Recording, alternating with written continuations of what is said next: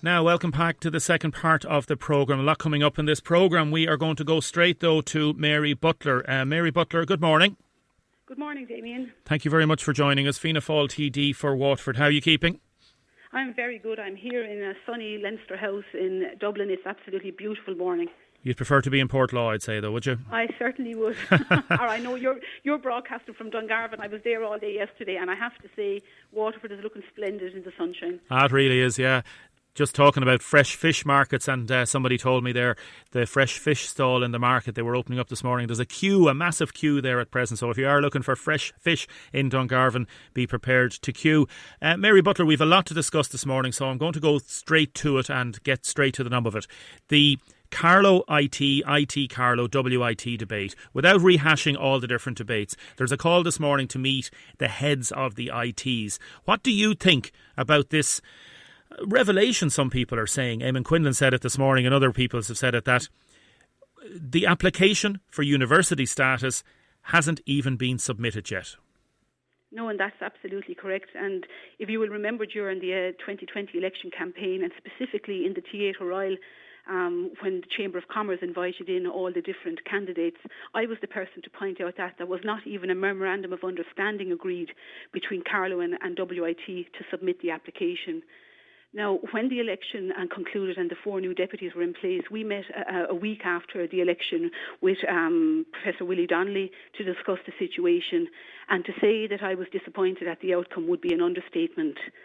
IBEC, in September of 2018, I just checked my notes there, IBEC held a meeting in Dublin, so we had industry champions from the South East, we had the Chamber of Commerce, we had TDs from all the region, and we had Dr. Patricia Mulcahy, who is the president of Carlow IT, and we had Dr. Willie Donnelly present.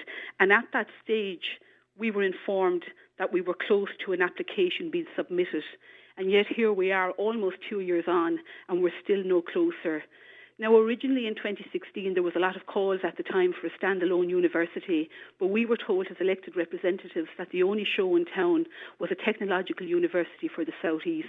And Damien, we have to be very aware that there are 20,000 students in the South East that go to third level education, but 13,000 of them leave the region on a Monday morning in normal times or on a Sunday evening when we're not under the COVID pandemic.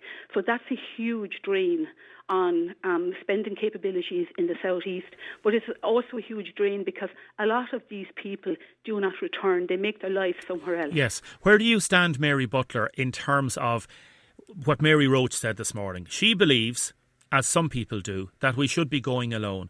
I put it to her that it's the only show in town, the technological university route. It's the only show in town at present. Where do you stand on this? Because this is very, very important. It's hugely important, and as I said, in 2016 I was of the opinion that we should go it alone, but after meeting with different officials and meeting with all the stakeholders involved, we were told at the time that the only show in town is a technological university for the South East. The hold-up in 2016 was legislation. That legislation has since been passed, and we now see a new Munster Technological University between Cork and Tralee, and we have the Technological University in Dublin. So the legislation cannot be used as an excuse anymore. Okay. I spoke to Deputy Cullinan this morning about 10 o'clock when I was driving up, and we are writing to both presidents today seeking an urgent meeting because this is so frustrating. Our region cannot wait any longer. Yeah, now meetings upon meetings. There's been meetings for decades. We know that, and you know this better than anybody. This goes back for decades.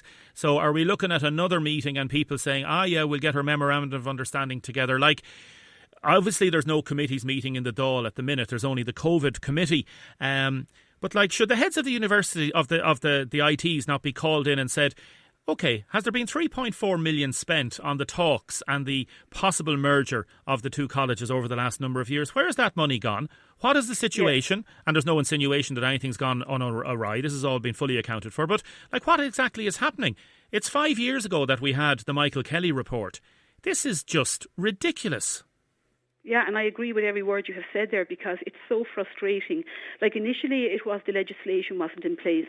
Then, to my knowledge, it was 3.7 million has been handed over to put this process in place.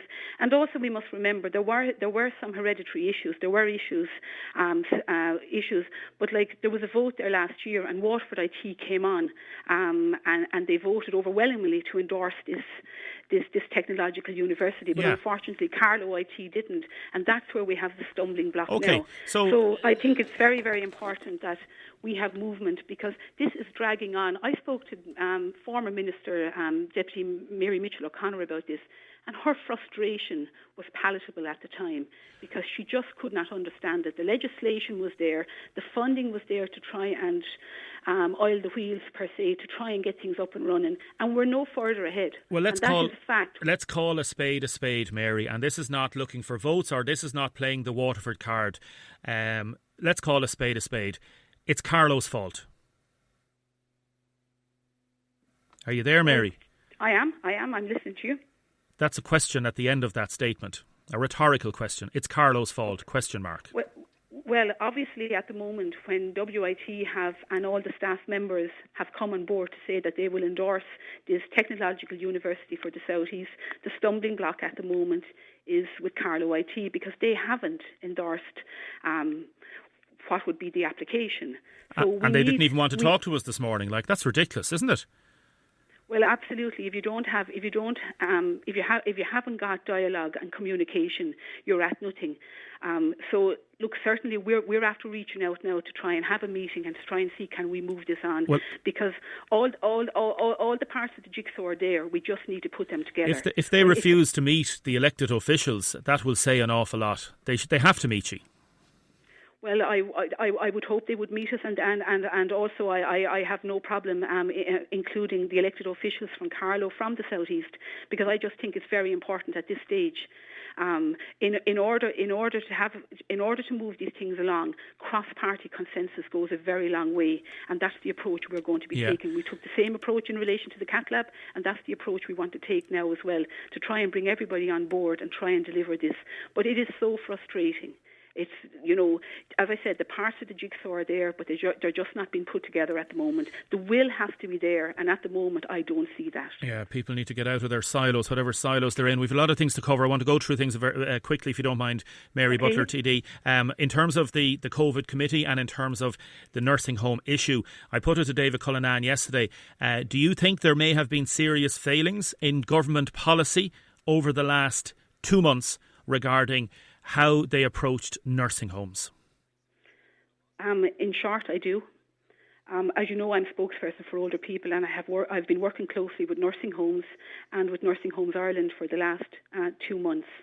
And I suppose the awful pandemic borne down heaviest on older people, and particularly those in any type of a residential setting.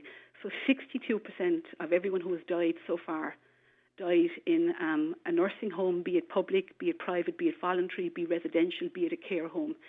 And 93% of all people who have died so far have been aged 65 plus. So that tells us, and hindsight is a great thing, that the pandemic has really affected our older people. Now, if you were to listen to Ty Daly, who is Nursing Homes Ireland chairman, on the 28th of February, the Nursing Homes Ireland sought detailed COVID advice from the HSE in a letter.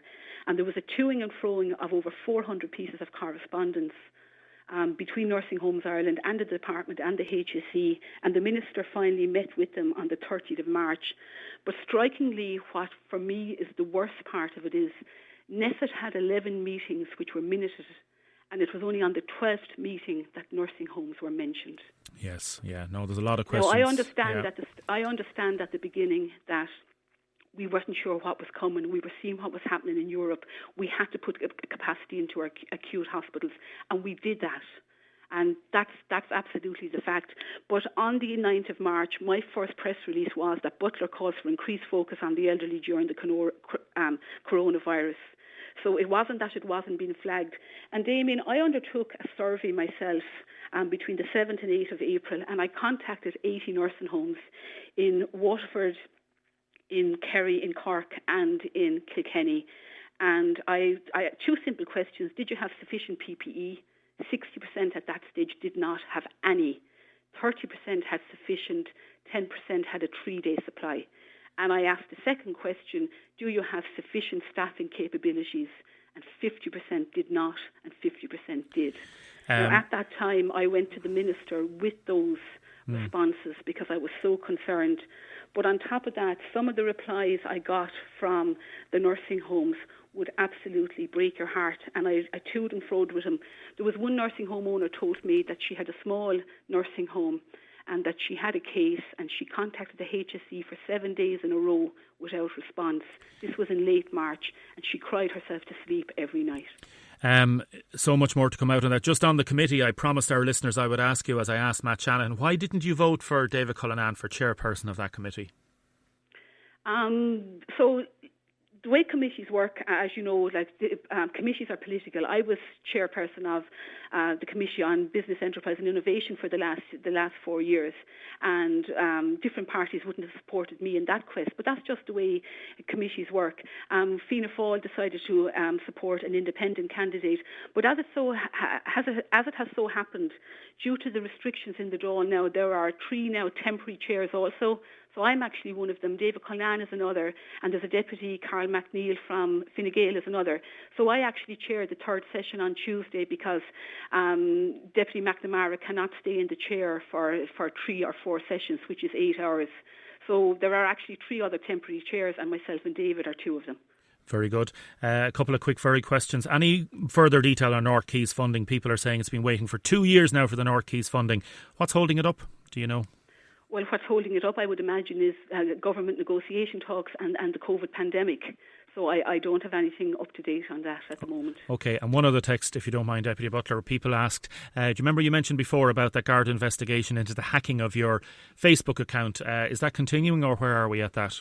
It's absolutely still ongoing, but as you can understand, Garda resources were directed elsewhere during the pandemic, but it's still certainly much there and being investigated. But to be honest, over the last few weeks, it wouldn't have been a priority, as you can imagine, in the country.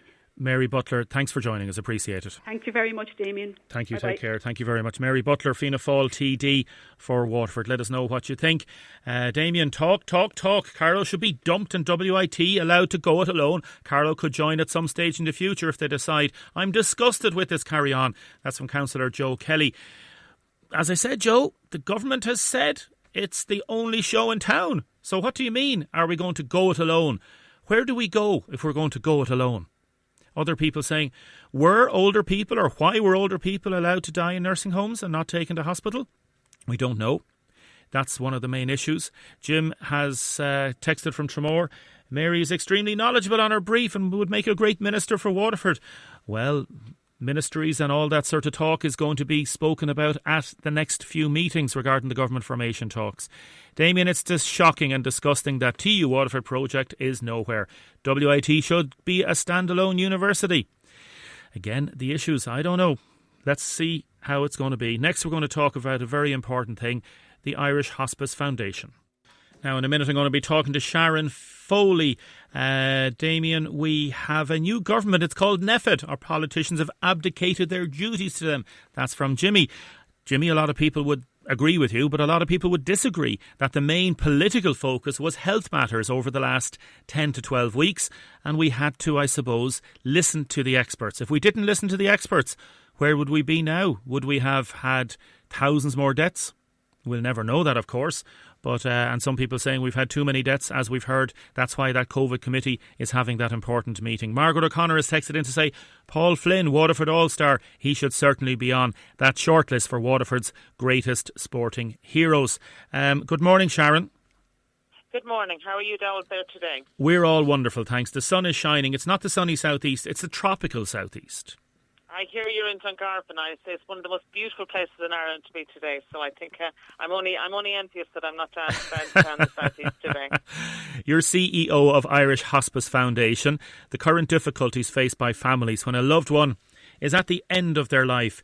with regarding the COVID sanctions. We spoke with Mary Cummins here, and the Irish Hospice group in Waterford do great work, and there's massive work done fundraising, and obviously there's been Bausch and Lomb, for example, gave €10,000 from their committee, their workplace committee, the other night.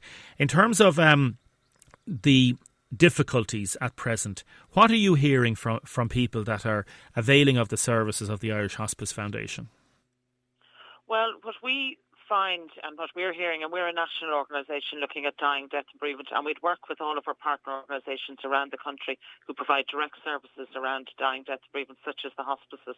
What we find nationally, what comes back to us, is that people are finding funerals very difficult.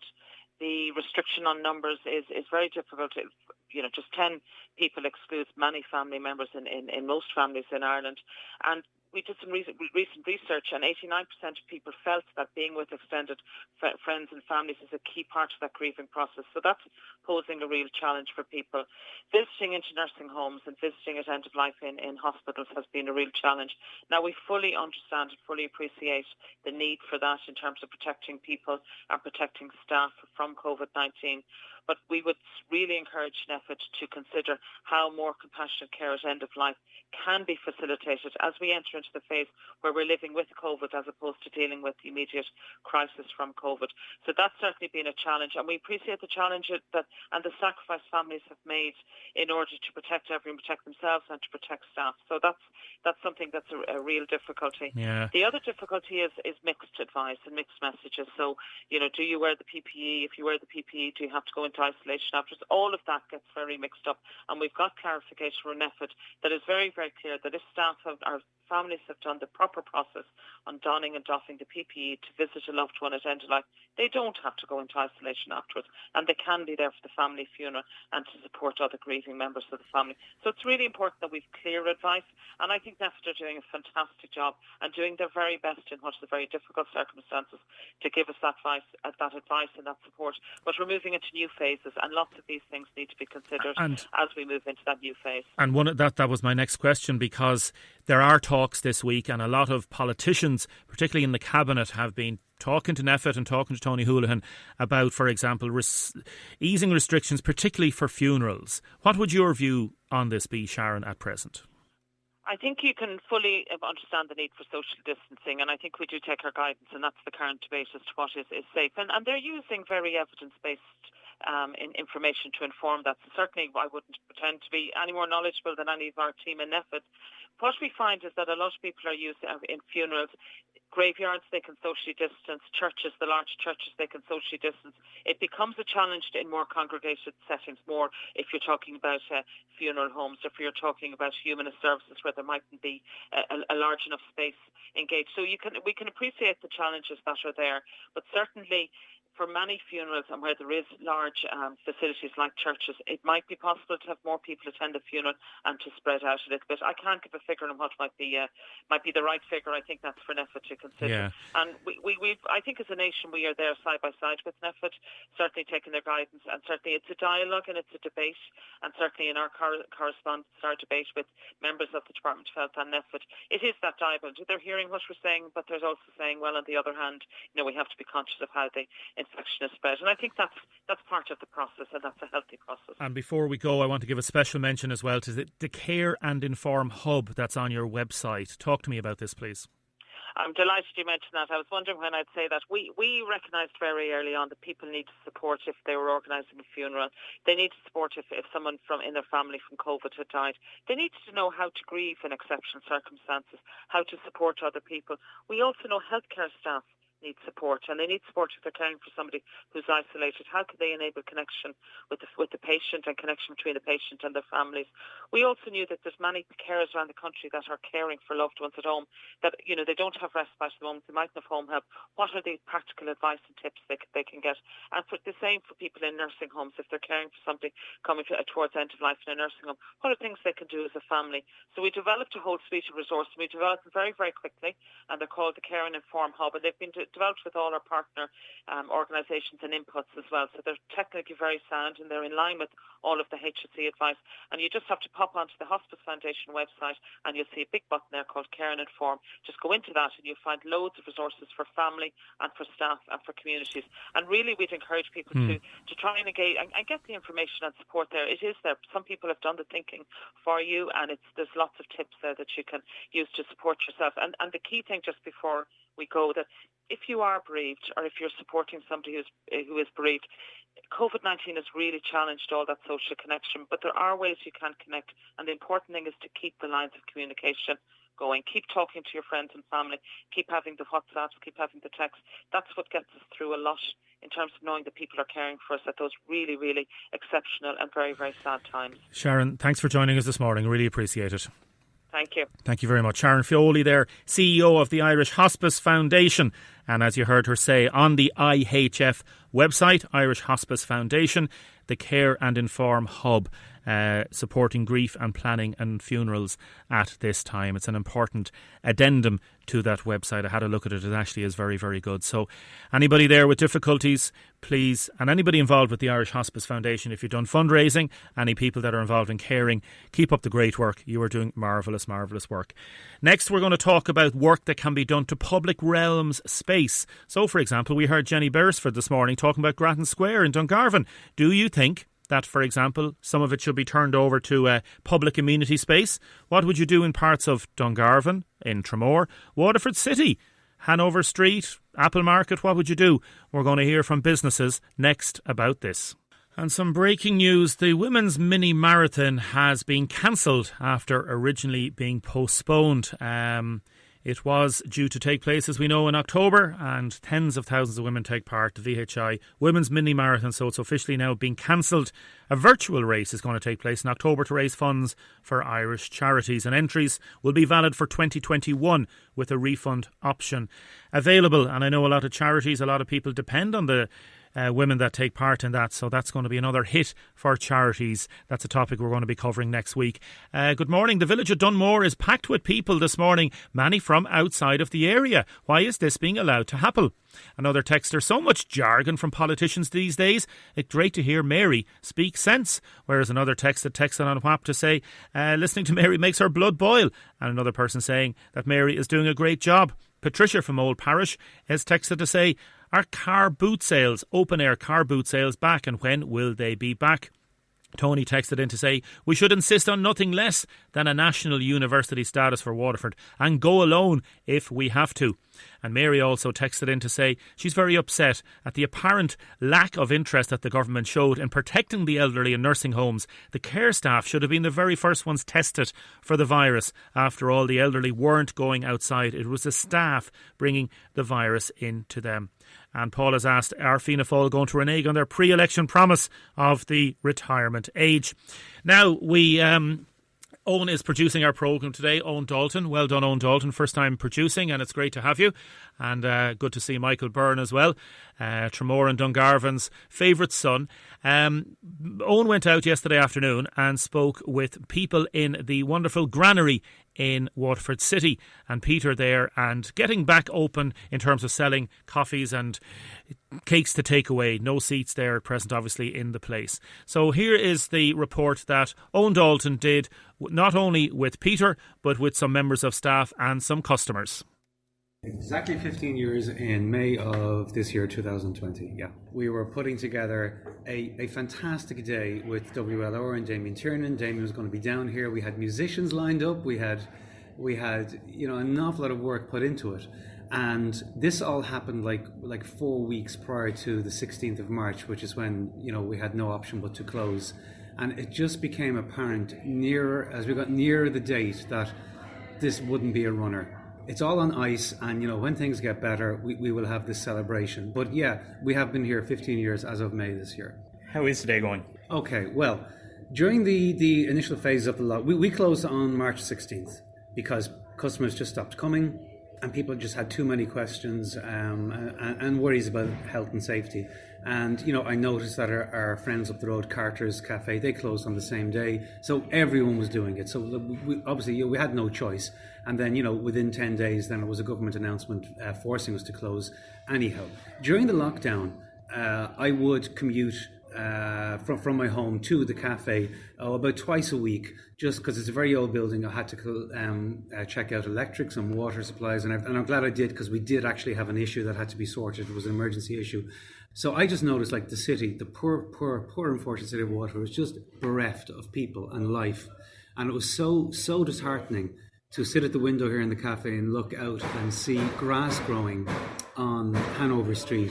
Just no people, and it was literally soul destroying, and it was more so, I feel, it was just as much an emotional reaction I had to it as a financial, and I really mean that sincerely. It was just so bad. Right up to date would be last Wednesday I was down, and for the first time ever I thought that there was a substantial, noticeable increase in footfall. So I Zoomed the rest of the staff, and we said we give it a go. So we opened on a trial basis last Thursday and Friday from 8 a.m. to 2 p.m, offering a very streamlined breakfast menu, lunch menu, sweet, all of our coffees, and it worked. It's all takeaway. Utterly all takeout. And even at that, like, we're only doing, I would say we're lucky even to be doing 20% of what we usually do. However, we decided to do this for reasons of, we've expensive kitchen equipment. I don't think it's right to leave it idle for such a long time. We needed to, keep it oiled, and water flow as well. We needed to get back in the game with that, and just to re-engage with our customers. The machinery that I suppose has to be kept going as part of a busy cafe. Was that the emergency situation you Yes, referenced earlier? What happened? We had a leak from upstairs, a storage tank upstairs, and lucky I was here and I spotted it, and we got it fixed. The water supply and the walk-in fridges and the electricity, they all had to be checked on an ongoing basis. And machinery like ourselves gets rusty, which is, partially why I decided that, this phase of opening, 8 to 2 p.m., 8 a.m. to 2 p.m. Monday to Friday, I can assure you it's not a moneymaker. It's absolutely not a moneymaker. It's just about being there for some of our customers who are still out of work, and they're coming in with bringing babies for a walk, or coming in with small immediate families, and just to be there for a coffee and a cake. And the reaction we've got has been like phenomenal. It's so good to see old familiar faces back again. Like you said there, about 20% of your usual business is really a case of just keeping a presence within the city centre. Yes, it is. There is one little bright spark for us, in that we always have a catering takeaway menu, and we got the idea there at the beginning of the week to put up on Facebook a very specific family-orientated value for money takeaway, and we sold out.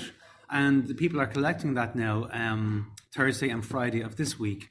So it did give us the impetus to do something extremely similar next week. And who knows, for good and forever, in addition to our catering service menu, just to put up, an attractive family deal, like enough food for 4 people for 2 days, so you don't have to be cooking. How many staff would you have in here at the moment? So there's normally 10 staff, so we brought back 6. I mean, that's another issue, because, we're all aware that none of us will be up to the speed we were right before this happened. So you have to have a decision to make. You have to have at least a presence in the wash-up, certainly a presence in the kitchen, and then a presence on the counter, and then someone skilled at being a barista and till.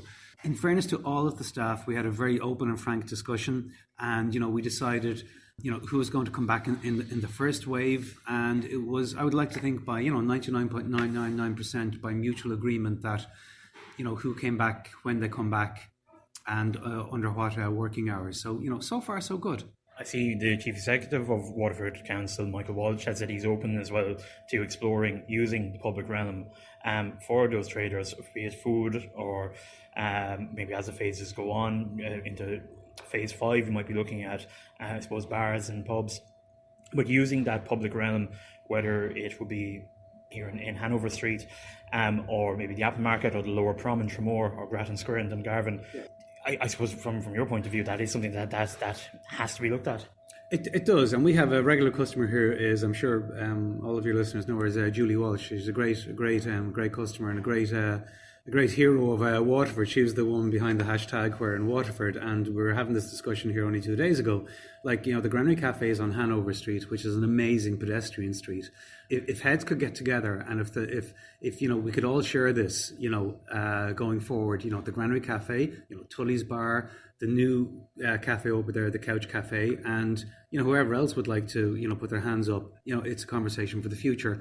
The people up around, I think the Apple Mart, they may be spoilt up there because the Apple Mart, it has a roof on it, and I know from the point of view of somebody who trades in a very happy state because we have the outdoor seating, but it's not all jam because you have to look at the weather for that day, and on numerous occasions we would be convinced that there's going to be no rain today, and you put out 10 tables, a couple of chairs, and then hey presto, 2 seconds later you bring them all in, and that happens so often you've no idea. But I mean the in principle to use public realm spaces towards this end is a no-brainer, but it's not as simple as just putting a chair out if you and then hoping, fingers crossed. Like, I mean, the ultimate would be purpose-built covering. Now I'm asking for it. I mean, now I want it all. I mean, that is the reality. That is the reality that you do have to check on things. You have to constantly check on things, and it rains and things blow away, and let's have that conversation about pedestrian streets and public realms. Because every cloud has a silver lining. I mean, if this is something that comes out of it, great.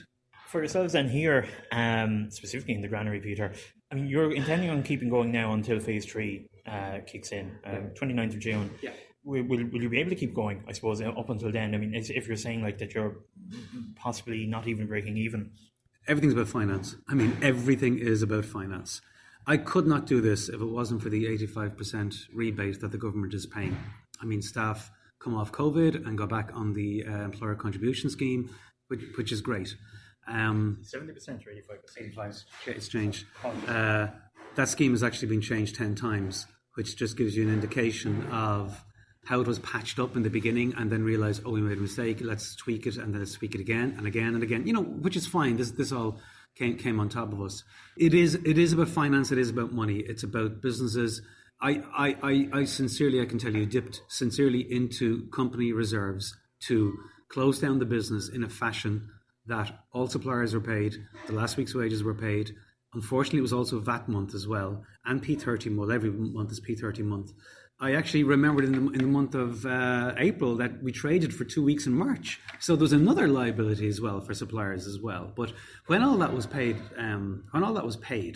I considered the rest of my company bank account as in the freezer, and no money in, no money out, fingers crossed. But the minute you decide to reopen, like we have now, you are straight into food purchases and hoping that the customers will come.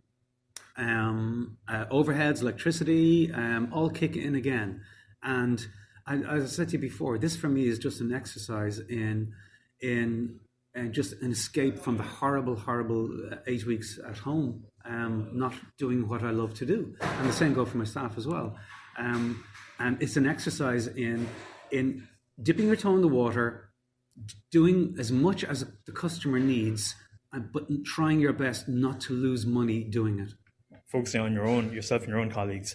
I mean, how are cafes around Waterford finding it? I think you've had a few visitors since you've reopened last week, seeing how you're getting on.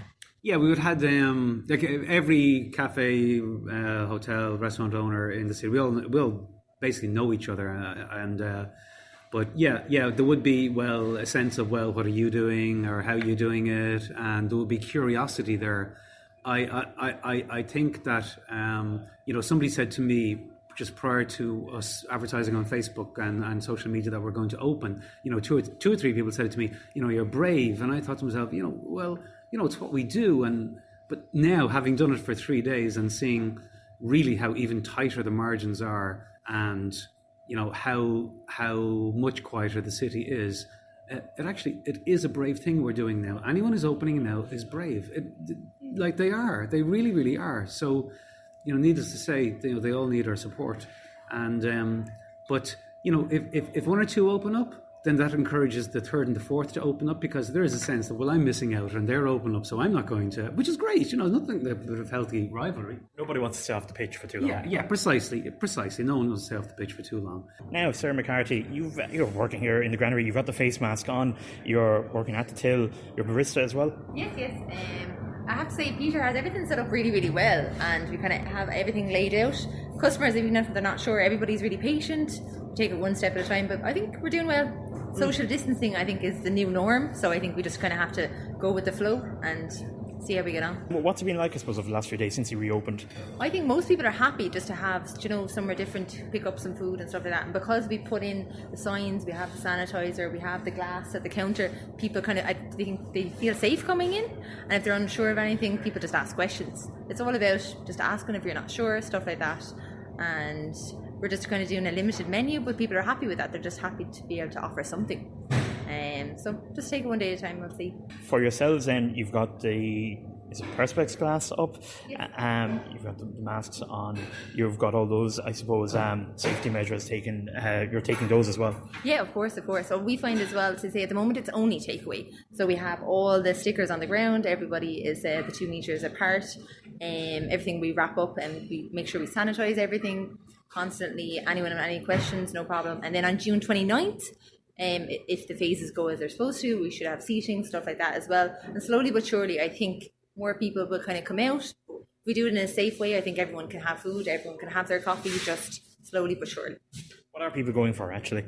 I think most people hate the fact that they've had instant coffee at home, like if they're having, I wouldn't name a brand or anything like that, but just to have like a proper, like the milk is steamed properly, stuff like that, people are loving. And I think when they come in for a coffee, when they see them, we have salads and wraps and few other things on, they are. And we're doing actually a family meal deal as well at the weekends, if you keep an eye on our Facebook, for like, the prices may change, but if you wanted to feed like 4 people in the same household at home, we're doing offers like that. It's on social media, but people seem happy to come in, they take their bits. We have a big space here, which I think is good. So we have all the tables set out, nobody is on top of each other, doors are open so we can have good ventilation, I think, as well. So we're lucky to have such a big premises, and things are changing daily, but at the moment we're open 8 to 2. No, like Galen, you think you're one of the regulars here? Yes, absolutely. Yeah, I actually live just up on Worley Terrace, so it's always been a handy hotspot for us. And it's yourself and Emmett? Myself and Emmett mostly come in during the day, and my husband is working in the social welfare office, so just the two of us these days, coming down, and we love it. We're really fond of Peter and his staff. They're always really friendly. How did you find it kind of coming in today? I mean, the layout is slightly changed to allow, I suppose, because there is no seating indoors. Yeah, I think it's very sensibly handled. You get to the door is open for a start, so you don't have to touch it. Then you have the hand sanitizers when you come in the door. There's a one-way system. Everyone's wearing a mask. I'm just happy that the guys have found a way to make this work for them, because, as I say, everyone has to sort of do what they can to keep the place going, and then hopefully once we get full steam ahead to reopen properly, then there'll be a lot of businesses left to open. And it's important that everyone supports the guys in this particular framework. So get on down, get your coffees, and it makes a difference. It really does. It makes a difference, it really does. And thank you, Owen Dalton, for that excellent report. Some texts and comments coming in. Yes, I think I would get rid of some shops in certain areas, maybe around the Apple Market, and turn all the premises into cafe, bars and restaurants only. Make it a really expanded outdoor area. The whole area is a sleeping giant, says Pat in the city. I agree on the Dunmore issue. I'm local at the moment. There's lots of people on the beach, same as yesterday, only happening earlier today. Another person said, what about Ardmore? The city and County Council decided to open up the car park in Ardmore yesterday, 2 days before the most busiest weekend of the seaside village during the pandemic. It makes no sense, says John. They should have waited until next Tuesday to open it up. Good morning. I went for a swim yesterday at Clonay Beach. 60% of the cars were from out of town or Dublin Reg. I wonder, are people travelling further than the 5-kilometre limit? Now we're nearly at the end of another wonderful day here in Dungarvan. We're going to go straight now, I think, to little Maeve, 6-year-old Maeve Hall. Are you there, Maeve? Yes. Good morning, Maeve. How are you doing? Are you well? Yes. You're in senior infants in the Sisters of Charity in Clonmel, and you won first prize in your category for this wonderful Waterford Writers Teachers competition on poetry. Tell me about your little poem. It's called Little Cow. Tell me about it. I decided that it was going to be about a cow because cows are very pretty, and I think that's how cows make friends. Well, that sounds fabulous. So you stay on the line there now. I'm going to talk to you in a second a bit more, but I want to hear your Little Cow poem. So here's Maeve Hall with Little Cow. Hi, I am Maeve Hall. I'm 6 years old, from Sisters of Charity in Senior Infants. This is my poem, Little Cow. There once was a little cow. He liked watching the farmer plough. He was very healthy and fast, but he always had to graze last. The little cow would like a friend. He liked to run from end to end. While he was thinking, he smiled with glee. The little cow cried, yippee! I think I might share to show that I care. I'd like to have a friend to play. So he shared his grass on that day. Ah, Maeve, that is just wonderful. That's really, really nice. How long did it take you to do, and how did you work out all the different rhyming couplets? It took me hours. I'd say it did. It really did. And you're only 6 years of age, are you? Are you 6.5 or are you 6 3/4 or what are you? 6 1/3. 6 1/3. And do you like reading and do you like writing and things like that? Yes. Well, listen, you're fabulous. Continued success. And you got a little voucher now for the book centre, I think it is. And you're going to buy a new book with it, are you? Yep. Well, the best of luck with that. I think your mammy, Aoife, is there beside you, is she? Yes. And I know you want to say hello to everybody that knows you. You can't mention everybody because then you'd have a problem. You'd leave somebody out, wouldn't you? Yeah. Okay. Listen, well done, Maeve. Put me on to your mammy there and thank you so much, okay? Bye. Bye-bye. Hi. Hello, Aoife. She's fabulous. 6 years of age. She's very excited. I can't believe it. 6 years of age. She's just brilliant. And you'll be able to listen back to this later on the podcast. So well done. Like, that's really good. That poem is superb. She put a lot of work into it, in fairness. She was a good while at it. Oh yeah, no, you can hear that. It actually it's really good. Like if a 16-year-old wrote that, he'd be kind of happy with it. So she sounds like a lovely, confident little girl, and she likes obviously writing and poetry and maybe drawing as well, does she? Yeah, loves to read. She really loves to read. So she spent a lot of her time doing that. So I suppose that probably helped. Yeah, and it's been so difficult, but at the same time, reading. So many children have got into reading in a big way over the last 10 weeks, haven't they? Yeah, and it's a great hobby for them to have. It's something they'll always have, I suppose, and it keeps them busy as well. How have you found it yourself? Have you found it tough? It's definitely been hard. Maeve's an only child, so I suppose it's been particularly hard on her being at home.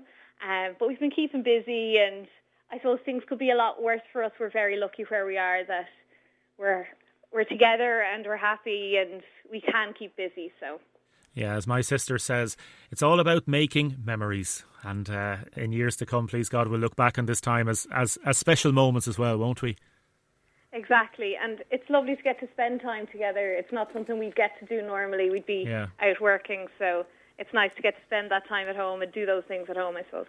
Aoife, listen, it's lovely to talk to you. Aoife Hall, thank you so much. And to Maeve and to all your family, thanks very, very much. Thanks very much for having us. Not at all. It's our pleasure. God bless. Thank you. Bye-bye. Bye-bye.